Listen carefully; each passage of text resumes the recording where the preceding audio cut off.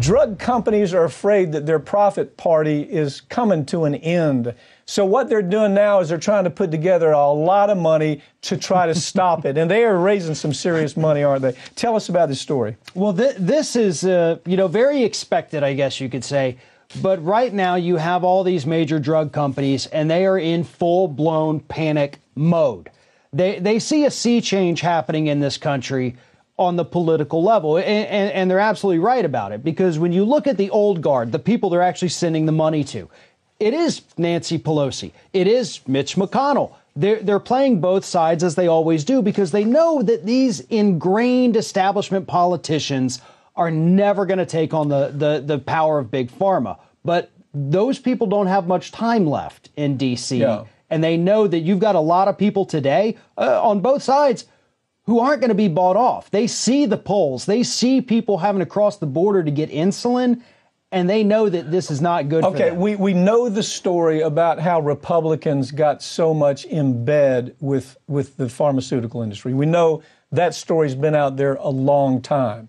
The numbers that they spread around with Republican politicians were staggering. Okay, let's tell the rest of the story, though. Bill Clinton comes into office.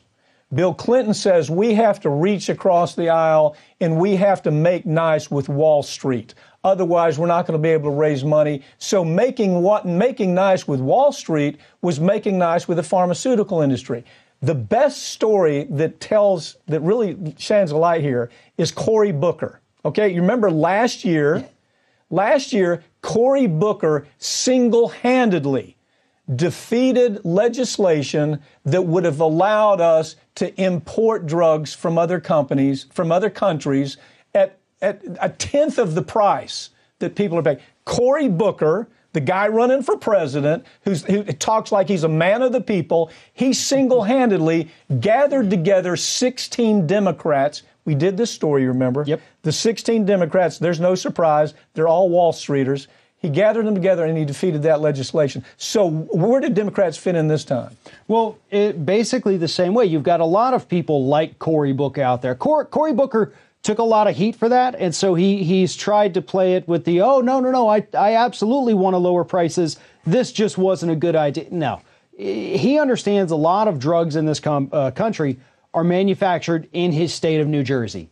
He'll never go against them. It doesn't matter what he says. He can go out there and give a flowery speech and say, we've got to do something. People are dying because of drug costs. He's dying in the polls. Right. He's dying. He absolutely is. It's amazing, actually, how bad he's done considering the hype around him to begin with. This is an issue, though. It is. This is an issue. You got elderly voters there around his home. They're saying, look, we know what you did. But here's the rest of the story. Drives me crazy. We know that Republicans have been doing this a long time.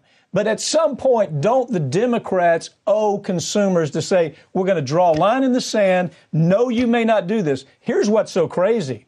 All of a sudden, Trump is on this bandwagon. Trump is going after the pharmaceutical industry. So now we see the pharmaceutical industry loading up on Democratic candidates. Yeah, and what we've had, I guess, is in the past, the drug companies, the lobbyist spending, it was almost equal. Even in the years, Republicans take so much, Democrats were only a little bit behind them there, and they still are.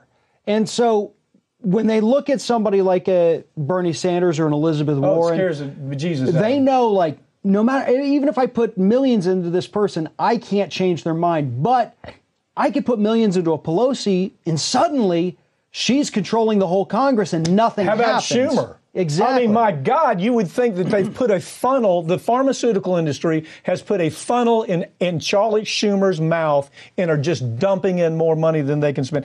Look, here's the real ugly. People see the stories that you do. You've done a dozen of these stories where the pharmaceutical industry is making 100,000% markup on their pill. 100,000%.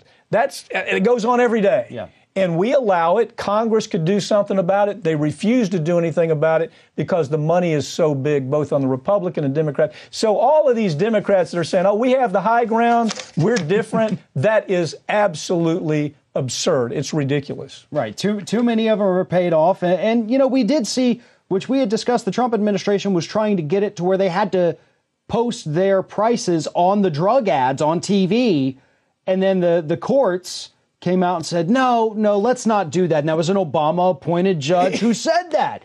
So this is not a left versus right issue. This is a big pharma buying Congress versus what everybody in the public actually needs. Yeah, and let me tell you the biggest lie ever told by pharmaceuticals. There's a lot of them because we go toe-to-toe with them all the time.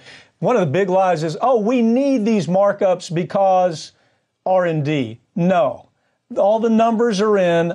You know what the big cost is? It's not R&D. It's advertising. Yeah. It's so when you turn on the television, every 10 minutes you have a new ad about something that's going to make you smarter or happier or whatever. And so they're spending so much money that this markup thing has nothing to do with R&D. Actually, universities, taxpayers pay for most of that R&D anyway. Farron, thanks for joining me, okay? Thank you. Every year, 1 million hernia surgeries are performed in the United States. Unfortunately, some mesh implants that are used in these surgeries have caused complications, including infection and organ damage that led to surgeries to correct those problems. If this has happened to you, learn more about the hernia mesh lawsuit by going online to hernia.law or call us for a free consultation about your legal rights.